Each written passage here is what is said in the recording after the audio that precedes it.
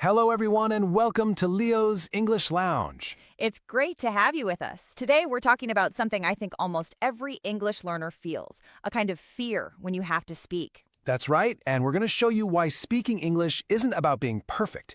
It's really about making a connection with another person. So, let's start with a question for you. Think about it. Does the idea of speaking English make you feel, nervous? That feeling of dread? That feeling where your heart starts beating a little faster? You have the perfect sentence in your head, but you're just too scared to say it out loud? Exactly. It's this worry that the other person is listening for your mistakes. Right. You think they aren't listening to what you're saying, but how you're saying it. Like they're just waiting for you to use the wrong word or the wrong grammar. It can really stop you from talking at all. But here's the interesting part. What if that whole fear is just a big misunderstanding?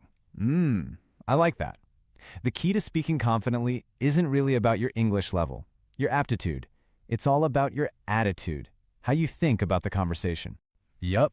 So let's get into the main idea for today. It's a simple truth, but honestly, it can change everything for you.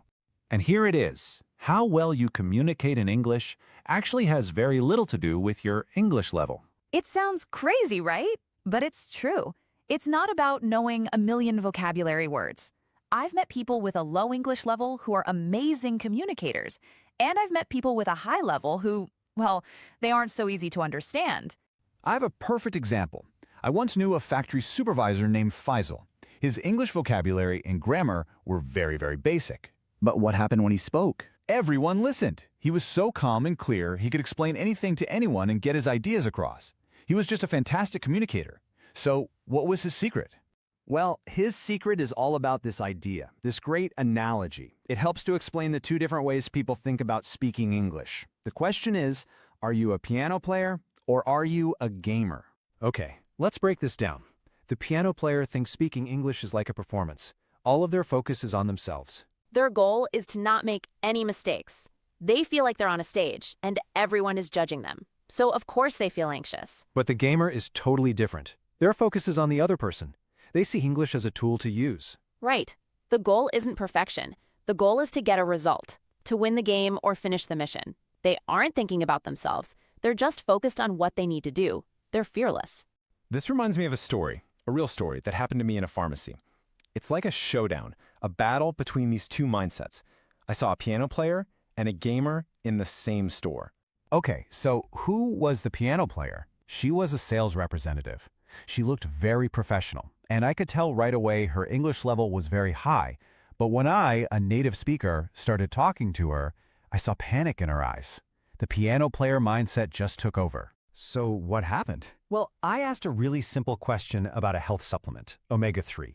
She started explaining all these technical words like DHA and EPA, and she was talking so fast. So she was so focused on sounding smart and using all the correct words. Exactly. She was trying to play the piano perfectly, but her explanation was just a big, confusing mess. I had no idea what she was talking about. So what did you do? I gave up and went to the cashier.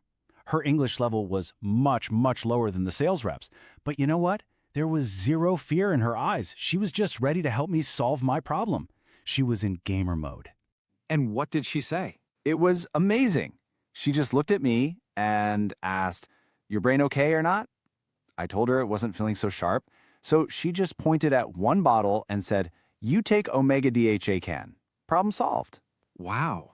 So simple. In just a few seconds, this gamer with low-level English was so much more helpful than the piano player with high-level English. Yep. She was focused on the result, not on her performance. This story really shows us something important. We need to change how we think about the English language itself.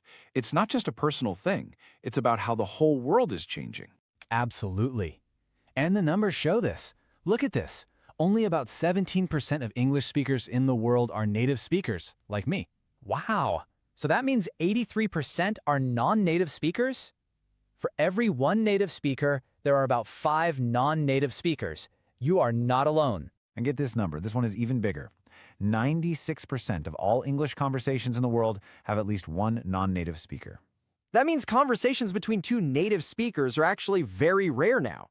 The normal English conversation today is between non-native speakers or between a native and a non-native speaker. So, what does all this mean? It means English isn't some special art that belongs to countries like the US or the UK anymore. Right. It's a global tool. It's a practical thing that everyone in the world can use to communicate and get things done. It belongs to you. So, if you want to speak with more confidence, what's the one simple thing you can change starting today? It's a simple shift in your mind. The next time you're in a conversation, try this. Stop thinking about yourself. Stop worrying about your grammar or your accent. And instead, put all of your energy and focus on the other person. Ask yourself, what result do I want? What do I want this person to understand or do? That really is the main idea. Stop performing and start playing. Exactly. Don't be a piano player, be a gamer. When you do that, your anxiety will go down and how well you communicate will go way, way up. So we want to leave you with a couple of questions to think about. I'll go first. My question is, what's one small game you can try to win using your English this week? For me, I think I'll try to clearly explain a new recipe to my friend who is learning to cook. My result is that she understands all the steps. That's a great one. And my question for you is, the next time you speak English, what result will you focus on? For me, if I were learning another language, maybe my next goal would be to successfully order a coffee just the way I like it. The result is simple, getting the right coffee. We'd love to hear your answers. What small result will you try to achieve? Let us know. And don't forget to check the comments for some of the tough TOEFL and TOEIC words from today's talk. Thank you so much for listening to Leo's English Lounge. We'll see you next time.